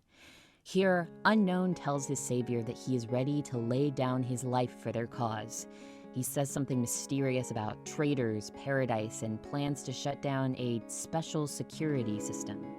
Soon, the scene cuts to Rika's apartment where a notification announces that the special security system has been deactivated. And with that, we've finished day 9. Highlights we missed: Zen returns home from his bike ride to find that most of his missed calls are from Yusung. Also, an adorable call where Zen both meows and sneezes. Adorable. Day 10 will be the last full day of Zen's route. There's some great stuff here, but buckle in because it's also about to get very stupid.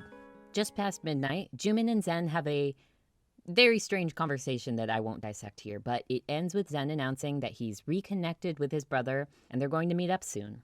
And spoilers, but that's basically the last we hear about Zen's family. Inspired by MC's influence, he's trying to take more responsibility in his life, so he treats this like doing his due diligence. I really appreciate this open-ended conclusion. Maybe Zen's family will support him, and maybe they won't, but the outcome isn't important to this story. What's most important is Zen's willingness to give family another chance, with the confidence of knowing he already has a family, a whole support network that won't abandon him. It also reflects the way his self-confidence has grown. Zen started as someone who needed constant affirmation both from himself and the people around him. It was an egoism rooted in insecurity, so you could infer that his reluctance to engage with his family was rooted in fear of criticism and rejection. But now, he seems confident enough to risk it. Back to the plot. Around 1 a.m. we get this story mode sequence where Unknown breaks into the apartment through the window to kidnap MC, but before the panic sets in, we abruptly cut to Zen's apartment, where we've finally remembered that we can make it nighttime, and realize it was all a dream. Seven arrives in the chat to announce some bad news. So, here's the situation. 2 years ago, the RFA's charity parties were getting bigger and hosting more powerful guests, politicians, businessmen, etc. According to Seven, someone tried to break into Rika's apartment to steal documents containing sensitive information related to these powerful guests. So under Rika's instruction, Seven installed a special security system in the apartment, a system that, in the event of an intrusion, could destroy the documents immediately. The special security system is a bomb. Also, it's been hacked. If anyone in the RFA tries to enter Rika's apartment, or if MC tries to leave, it appears that the bomb will explode, killing them all instantly. I'd just like to take a moment to address anyone out there who's never played Mystic Messenger before, anyone who's letting me take you on this journey for the first time. I'd just like to say, welcome. Welcome to the game and the writing that has haunted me for the last 5 or 6 years. You may have a lot of questions like, What? And why? And isn't this an apartment building? Is this bomb rigged to destroy an apartment building? And I want you to know having questions is normal, but they won't do you any good here. Don't make this harder than it needs to be. The RFA soon wakes up to this news and everybody's pissed.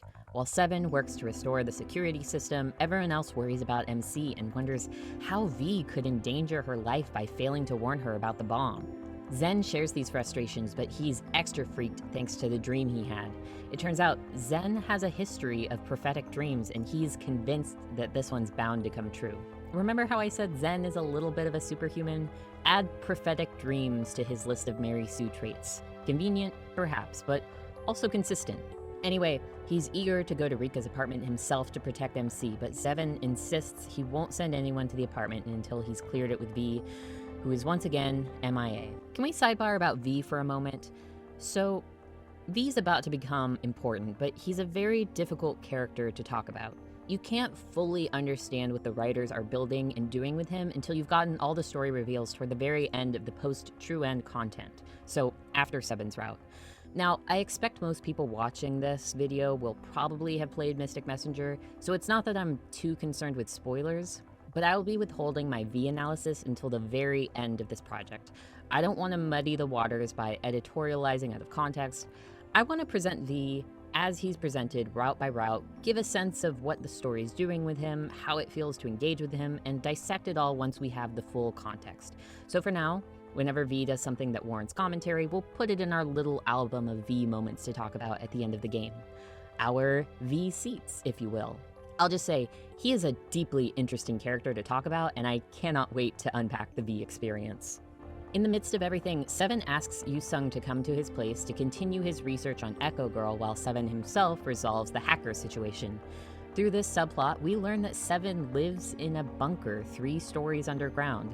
There's also a running gag where his robotic security system asks visitors to solve complicated math problems or translate things into Arabic. It's all very surreal. Yu-sung helps with the Echo Girl investigation, and by evening, Seven has successfully shut down the special security system. As soon as Zen hears this, he disappears from the chat room without a word, and we're treated to a story mode segment where he shows up at Seven's bunker and shakes that nerd down for the address of Rika's apartment. Zen is a very romantic character, but perhaps his most attractive quality is being one of the only characters in this game willing to take an active role in the plot. But now we get our final branch in the route, which means more bad ends. In Zen's second bad relationship ending, earned by failing to participate in enough chats, we get a story mode sequence at Rika's apartment. Unknown breaks in and tells MC he'll rescue her from this boring game. Very par for the course, same as the other relationship endings. Game over screen. In Zen's third bad story ending, earned by belittling Zen and blaming the RFA for everything that's going wrong, Unknown once again kidnaps MC from Rika's apartment. But this time, the screen turns white, and Unknown tells us a fairy tale. Once upon a time, there was a silver-haired prince and a lovely princess. The princess was surrounded by liars, and although she believed her prince would save her, he never showed up. Luckily, an angel was watching over her, and that angel took her away to live happily ever after. We get this CG of Zen, who has been kidnapped, drugged, and hypnotized by Unknown.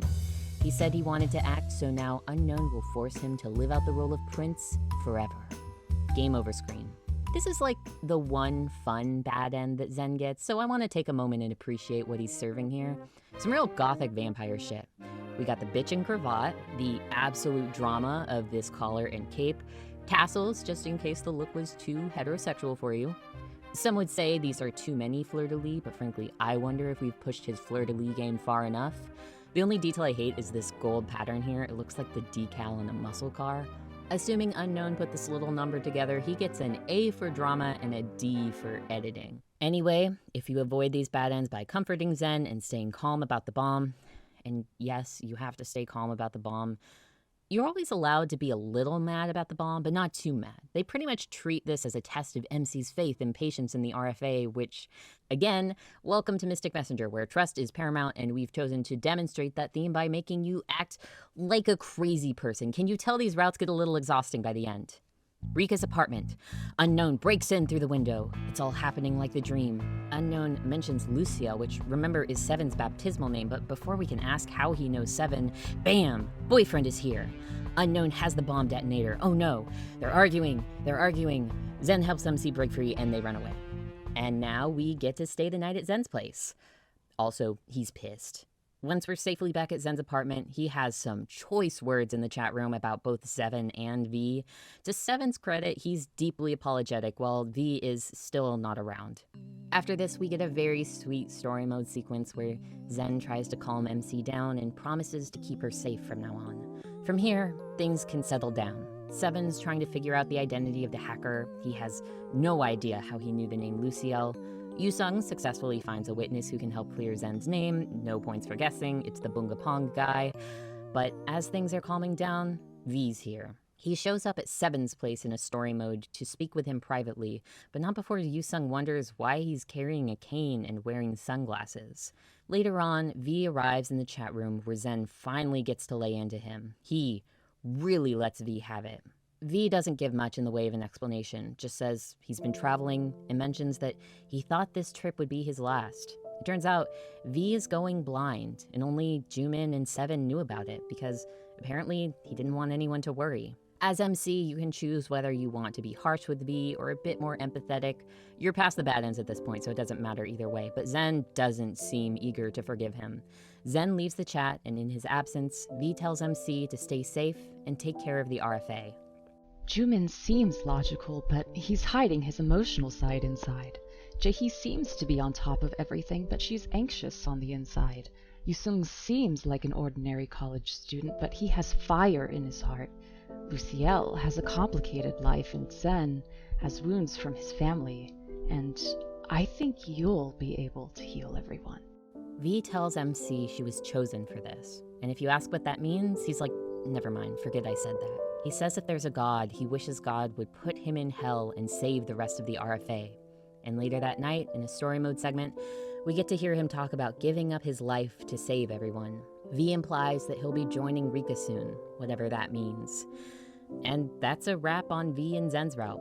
Obviously, the tone here is a lot of frustration and not a lot of answered questions. For the rest of the night, we get to enjoy Zen's company. He thanks MC again for supporting him through everything and assures her that her messages gave him the strength to face his problems and even himself. He says some sappy stuff about protecting her. If she ever went missing, he'd drop everything and spend the rest of his life searching. Zen tells MC he loves her, he kisses her, and then he changes his whole profile situation to this, thus evolving into his final form of epic wife guy. And that's day 10. Highlight of the day was teaching Jumin what Bunga Pong is. You know, writing the script really gave me a craving. I ended up buying taiyaki while I was visiting Seattle, even though I don't like it that much.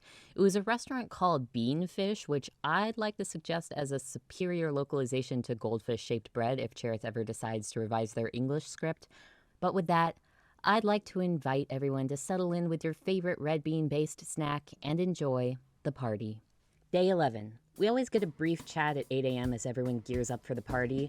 We get a bit more elaboration on V. Jumin says the issue with his eyes is treatable, but V always refused treatment because he wanted to, quote, carry the pain and be sad. Jumin expresses disapproval about Zen and MC staying together before marriage, but Zen insists nothing has happened yet. When we finally get our story mode sequence, Zen and MC are heading out together. Zen's being playfully horny about the fact that MC is wearing a short skirt, so yeah, I'll trust that their chastity is still intact. When we arrive at the party, it's already quite crowded. There are Echo Girl fans shouting at Zen from the crowd, Zen fans shouting back at them. Zen gets a bit flustered when a reporter starts asking questions, but with the help of a bodyguard, he and MC are able to get safely inside. There, we finally start meeting the other members. Zen wants to take MC up to the press conference with him, but Jaehee talks him out of it, so he leaves MC in Yusung's care. Yusung takes us deeper into the venue where we overhear a conversation between Jumin and another businessman. The guy's wondering whether it's a good idea to cast Zen in their commercial given the whole Echo Girl scandal, but Jumin is insistent on it. Jumin introduces himself to us, confirms that V did not make it to the party, and says Seven's working on some hacking stuff backstage. We don't get to meet Seven at this party, which is a little heartbreaking. I invited Longcat and a mummy just for him. Jae-hee takes the stage to begin the press conference. She explains that the party isn't really meant for this, but because this recent scandal involves one of their members, the RFA wanted to resolve the rumors before they get out of hand. She encourages everyone watching to come to their own conclusions. With that, Zen takes the stage. He starts out by reflecting on his childhood, on being a runaway, on building his career. He believes his fans have always supported him because they could feel the sincere struggles of his characters and could tap into his own struggle as well. But he believes that Echo Girl became his fan solely because of his looks. Yes, that's right, Echo Girl was Zen's fan, and there are packets of information being passed around the audience, citing social media posts that prove it. Echo Girl was the one who came to his house that night, but don't take it from him. Take it from this humble food vendor who vouches for Zen's story, describes Echo Girl's fangirlish behavior, and reveals the autograph she signed for him, the smoking gun. Zen explains how difficult it's been to hide his private life in order to preserve his public image. Everything about him, his rocky past, his romantic life, could be held against his career. But now, he's had enough. Zen chooses to be completely transparent. He was a troublemaker growing up, and he didn't do well in school. And furthermore, Zen wouldn't have made a pass at Echo Girl because he's already in love with someone else. And as the reporters and the RFA look on with shock, Zen reveals his relationship with MC to the world. End of route. Before we dig in for analysis, I do need to touch on the neutral end as well as the after ending. It's a little anticlimactic to talk about the neutral ends after the good end, but they're always like 90% the same thing. If you fail to get 10 guests for the party, things play out much the same, but Zen comes across as much more cautious and nervous for the duration of the party. His press conference hits the same beats, but when a reporter asks him whether he's in a relationship, Zen simply says, no comment. Afterwards, he takes MC backstage and apologizes for not revealing their relationship. He insists that he just needs a while to wait for his career to stabilize before going public. He says these words, and you know, the neutral ending is definitely more realistic. It's more reasonable. But I'm not the type of person who gripes at a romance story for being unrealistic, you know?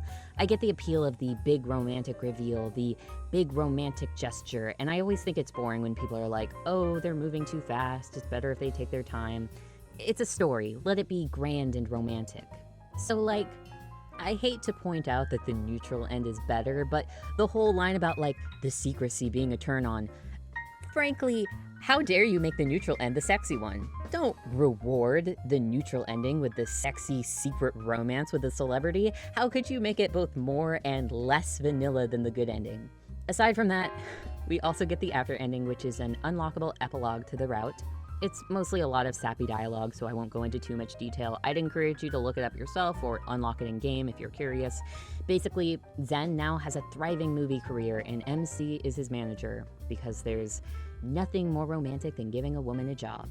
Also, V completely disappeared after the party and no one has seen him again. The end.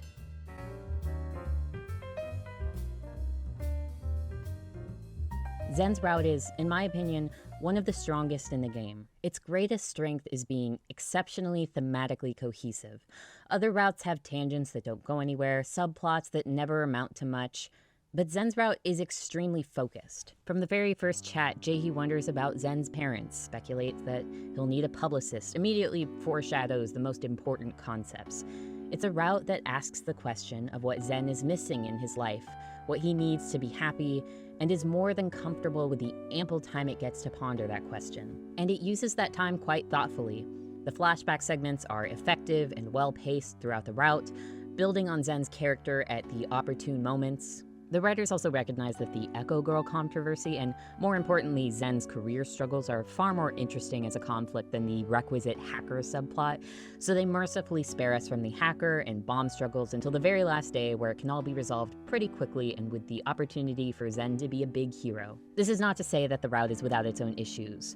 While the focus quite effectively goes to building Zen's character, fleshing out his backstory, and forcing him to reckon with his worldview, this sometimes comes at the expense of the romantic angle. For one thing, I think it's super anticlimactic to have MC meet Zen in person almost right away and then just go home. This might be an unpopular opinion, but I really like the routes where you don't get to meet the love interest until the very end. I don't think much is accomplished by putting MC and the love interest in the same room unless you're gonna do something with it. I'd much prefer the buildup of anticipation before the party, the longing, the pining, etc. Meeting up with Zen halfway through the route and then just going home just deflates some of the tension. There is also, of course, the Echo Girl problem. It's sort of exhausting to complain about Ultima games milking poorly developed sexist antagonists, and I'm sure it's exhausting to listen to as well. It's really a shame, though. To their credit, they try to explore something interesting and conceptually quite important through Echo Girl.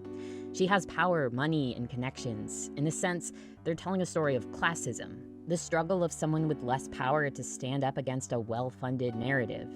It's a shame, therefore, that they muddle this important concept with the tired trope of women making false sexual harassment allegations. It really sucks, and I can't imagine the audience of this game was jazzed to see it here. They could have written about anything else, you know? The sexual harassment wasn't the point, so why did that have to be the allegation? It's lazy, tropey writing. There's this grand contradiction throughout Mystic Messenger. You'll find the most thoughtful, clever, deep, and developed character writing. Small details of characterization that are consistent across routes, backstory details that inform so much about a character's inner world, motivations for attentive readers to uncover and infer. And it's all suspended over the laziest rough draft of a story outlined. Sometimes you really feel the writers pushing up against something they're way too smart to be writing about. I'm making a lot of big picture complaints because the big picture is where this game consistently stumbles. But without that, without the hacky tropes and the ill-conceived melodrama, what you find is such a special game, and Zen's route is full of inspired writing. I say that the development of Zen's characters sometimes comes at the expense of the romantic storyline, but that's barely a complaint. In a romance game, I'll always prefer you spend the time developing a character over fixating on moments of romance.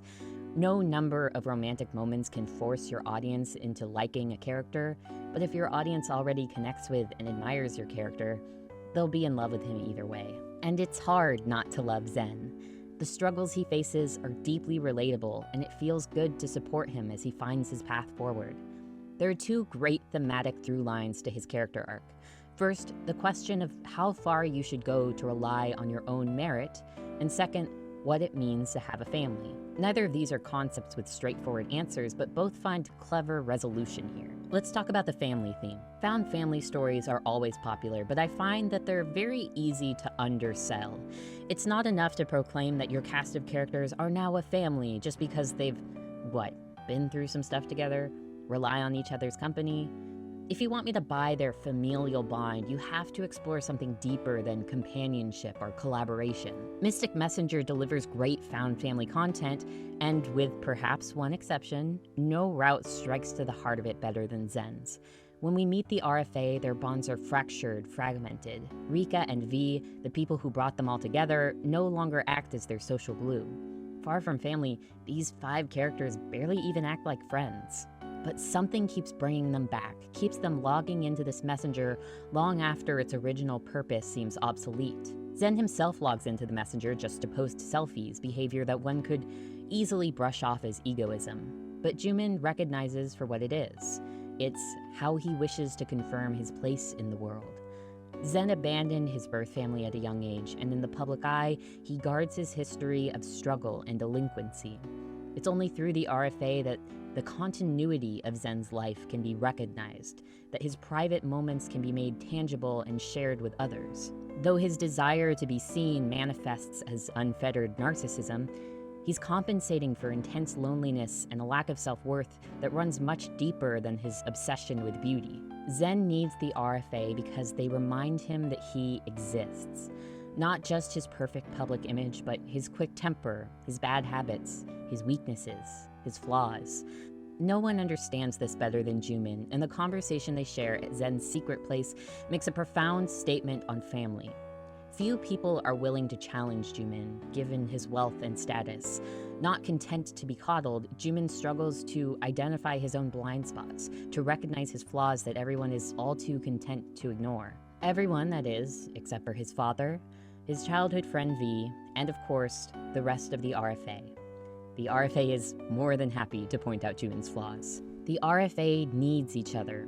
Each of them, in one way or another, has no one else to turn to, and their shared loneliness lends them a deep sense of loyalty. Are they a perfect group? No. They're dysfunctional and combative. Arguably, their shared codependency makes them all too happy to fail together, to clip each other's wings. Look no further than Jae-hee, who relies on Zen's career as her only source of comfort and reacts with hostility at opportunities for him to advance. She's not the only one at fault for this. Seven is pretty much the king of enabled helplessness, something I can't wait to unpack in other routes. And even their attempts to help can be misguided. The cat food commercial plot would be frustrating if it weren't so funny and if it didn't give Zen the opportunity to be the bigger person, a rare thing in his conflicts with Jumin. But if these characters were perfect, they'd have nowhere to grow, and ultimately, they always have good intentions. In a crisis, they jump to help each other without a second thought. But to Zen, that help presents another problem. What's the difference between accepting help and taking a shortcut? How can you take pride in your accomplishments if they aren't earned through hard work and merit? And if you do accept help, what's to say you won't be taken advantage of?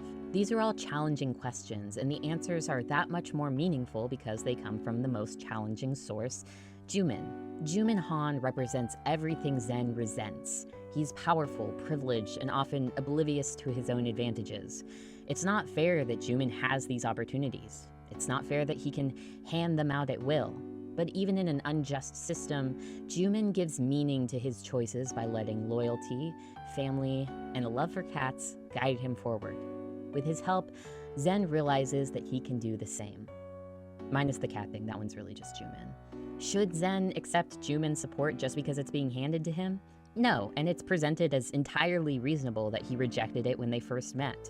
Thanks to his physical appearance, Zen's own unfair advantage in life, opportunities are sure to come with ulterior motives. But now, he chooses to accept Jumin's support for a very simple reason. It's coming from someone he trusts, from family. Zen has relied solely on himself for so long, and it's admirable that he's made it this far. But no one can do everything alone. For most people, accepting help from your family is a privilege they enjoy without a second thought. But Zen has to learn to allow himself that privilege, not because it's inherently fair, but because it's necessary. Accepting help and supporting others is the best chance we have of weathering the storm of an unfair world. And that's Zen's route. I will say, this isn't one of the routes that excels at making MC's role feel satisfying.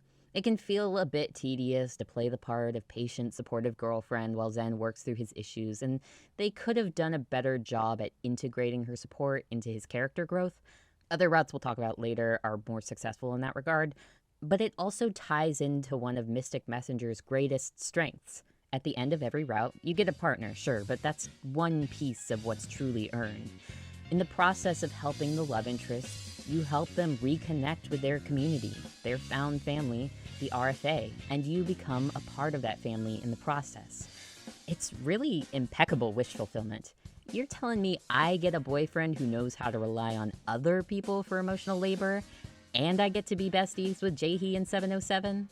I hate to give it away after the very first route, but in my opinion, that's the secret to this game's success. Mystic Messenger is the RFA. Every route is the RFA, and every time you reach an ending, you're left with a greater appreciation for this group as a whole.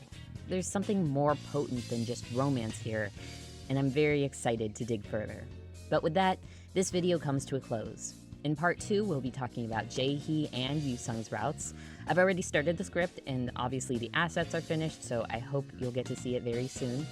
Remember to subscribe if you want to see it. You can also like and comment, but honestly, if you're still watching it all, I just want to say thanks.